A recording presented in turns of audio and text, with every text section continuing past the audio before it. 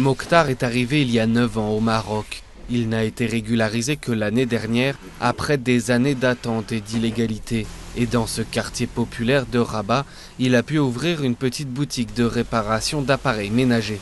Une activité qui lui permet de petit à petit s'intégrer dans la société marocaine. Ça fait 4 mois que j'ai mon local. Bon, je peux dire que pour le moment c'est acceptable puisque au moins j'arrive à payer le local et je paye ma maison. Et même si je n'ai pas d'économie, je me dis bon, c'est le début.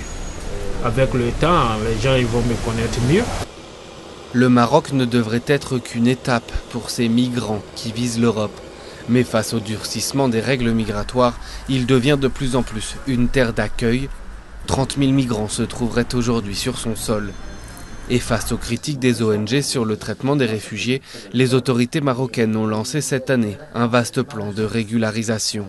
Qu'un pays du Sud entame cette opération, pour moi déjà c'est un motif de satisfaction. Alors maintenant c'est que le début, parce que c'est pas parce qu'on a des papiers que le processus d'insertion dans une société est réglé d'un coup de baguette magique. Serge Gnako est arrivé il y a 5 ans. Cet universitaire ivoirien, père d'un bébé d'1 mois, vit aujourd'hui en donnant des cours de français. Et pour lui, la situation a changé depuis ses premiers pas dans le royaume. Au départ, c'était difficile pour un migrant d'aller se faire soigner. C'était très difficile.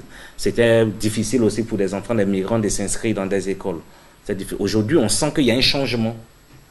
L'obtention de la carte de séjour ne signifie pourtant pas que l'intégration sera facile, ni que ces réfugiés abandonneront toute idée de rejoindre l'Europe, dans un pays où l'économie tourne au ralenti et où le chômage des jeunes frôle les 30%.